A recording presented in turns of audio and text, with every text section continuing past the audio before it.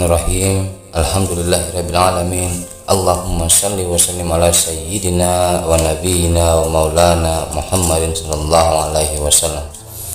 Rabbi shrah li sadri wa yassir li amri wahlul 'uqdatam min lisani yafqahu qawli. Amma ba'd. Sahabat lantunan kisah dimanapun Anda berada, semoga Anda selalu dilindungi Allah Subhanahu wa Ta'ala dengan segala rahmat dan kasih sayangnya. Kali ini lantunan kisah akan melanjutkan daripada pembahasan rukun 13, yaitu kewajiban-kewajiban dalam Islam, serta hukum Islam itu ada 7. Baik, yang pertama kita masuk kepada pembahasan yang pertama, yaitu kewajiban-kewajiban dalam Islam. Wajib aini atas setiap mukallaf laki-laki maupun perempuan mempelajari dan mengetahui segala kewajiban atau kepentingan Islam, seperti mengetahui hukum air, hukum najis, hukum istinja, hukum mandi wajib, hukum sholat, hukum puasa, hukum zakat, dan hukum haji, supaya tahu betul-betul masing-masing ibadah itu. Karena perintah Rasulullah Sallallahu Alaihi Wasallam, kita wajib belajar dengan sabdanya, "Falabul ilmi faridatun ala kulli muslimina wal muslimat,"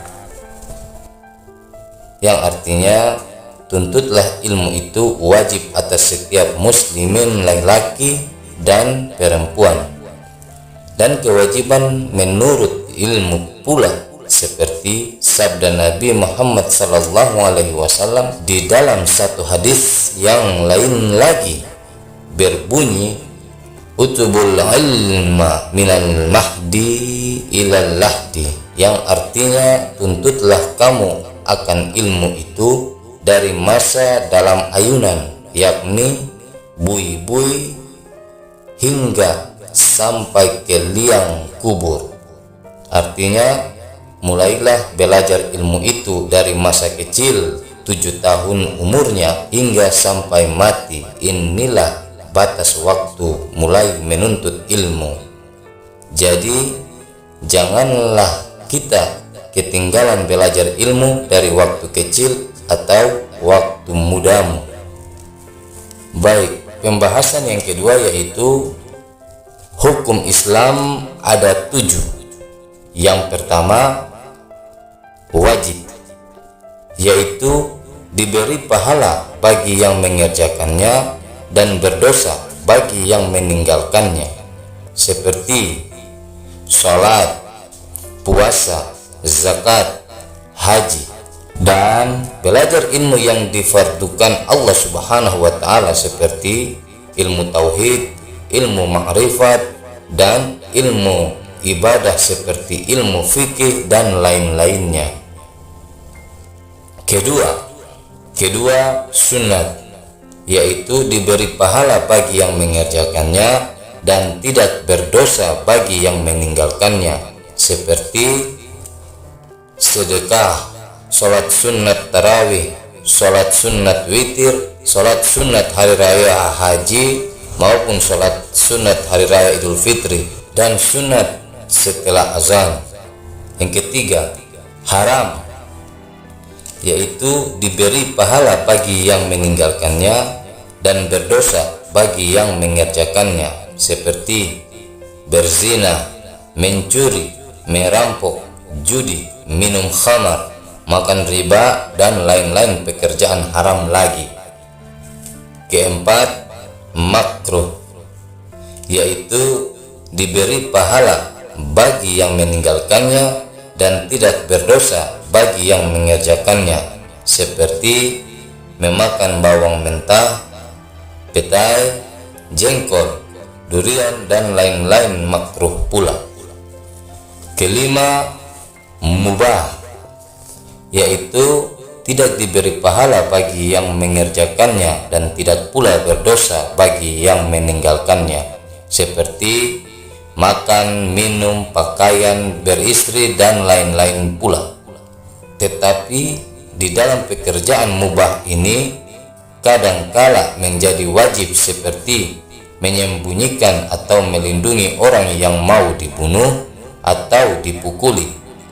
Kadangkala menjadi sunat, seperti mendamaikan orang yang sedang berkelahi. Kadangkala menjadi makruh,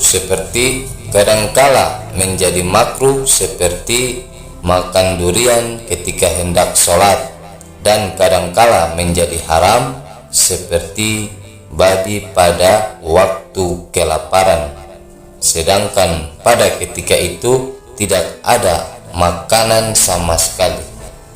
Keenam, sah, yaitu tiap-tiap amal ibadah yang cukup atau sempurna segala syarat dan rukunnya. Pekerjaan inilah yang diterima oleh Allah Subhanahu wa Ta'ala dan agama, dan diberikan pahala kepada yang mengerjakannya.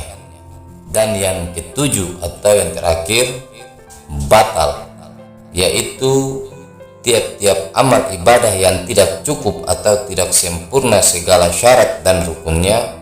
Pekerjaan inilah yang tidak sah dan tidak diterima oleh Allah Subhanahu wa Ta'ala dan Rasulnya. Baik, mungkin itu saja pembahasan kita kali ini. Ada sedikit cerita yang ingin Al-Fagir sampaikan pada perayaan bulan Maulid Nabi Muhammad SAW, sekedar sebagai pengingat dan semoga menjadi pegangan bagi kita semua. Terkadang kita selalu ingin membahagiakan Nabi, seperti melaksanakan Maulid Nabi SAW sebagaimana bukti kecintaan kita kepada kelahirannya. Tetapi kita juga harus ingat bahwasanya sebelum kita memperingati hal tersebut, sebaiknya kita mengintrospeksikan diri kita, karena jangan sampai kita terjerumus oleh godaan syaitan yang terkutuk. Karena apa? Terkadang kita selalu menantikan kelahiran Nabi pada umumnya, dan pada khususnya sebagai umat muslim pastilah sangat senang dan berbangga hati. Tapi tahukah kalian, sesungguhnya kelak dia menghisab apa yang akan kalian pertanggungjawabkan ke hadapan Nabi.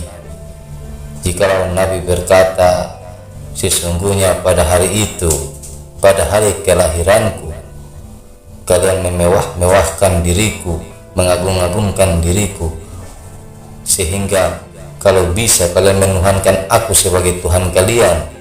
Tetapi 1000 kali sayang ajaranku, perintah Tuhanmu, serta apa yang kubawakan dan aku tinggalkan kepada dirimu, semuanya kalian sia-siakan. Lalu dengan gampang kalian mengatakan kalian mencintaiku, menunggu hari kelahiranku. Nauzubillahi min zalik. Maka pada saat itulah Nabi akan berpaling daripada kalian, sebagaimana kalian dianggap Nabi sebagai orang-orang yang munafik. Maka boleh melakukannya, tetapi mengintrospeksikan diri terlebih dahulu. Apakah sudah benar apa yang kita lakukan? Sia-siakan tidak kita meninggalkan apa yang telah Nabi perintahkan dan Nabi contohkan.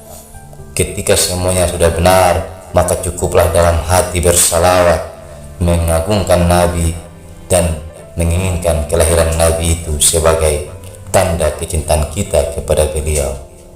Terima kasih wahai sahabatku, sekedar untuk memperingatkan dan saling mengingatkan itu baik daripada kita saling bermusuhan dalam hal tersebut. Dan bagi para pendengar lantunan kisah dimanapun Anda berada, bila ada pertanyaan atau yang kurang dimengerti, silakan tinggalkan pertanyaan di kolom komentar. Kesempurnaan hanya milik Allah, kekurangan hanya milik kami sebagai hamba dan umat. Saling mengingatkan adalah kewajiban sesama makhluk yang diciptakan oleh Allah Subhanahu wa taala. Akhir kata Al-Faqir mohon diri dengan mengucapkan wabillahi taufik wal hidayah. Wassalamualaikum warahmatullahi wabarakatuh. Tabarakallah.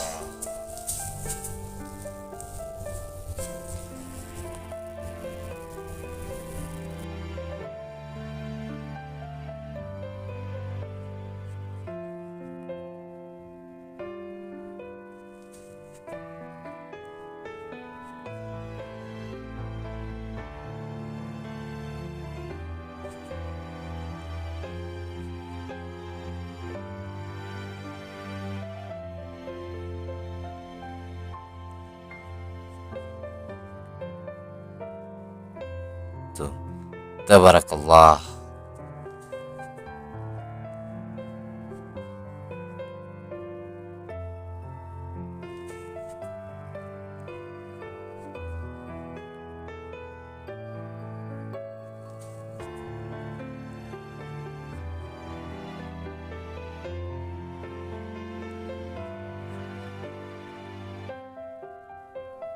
Barakallah.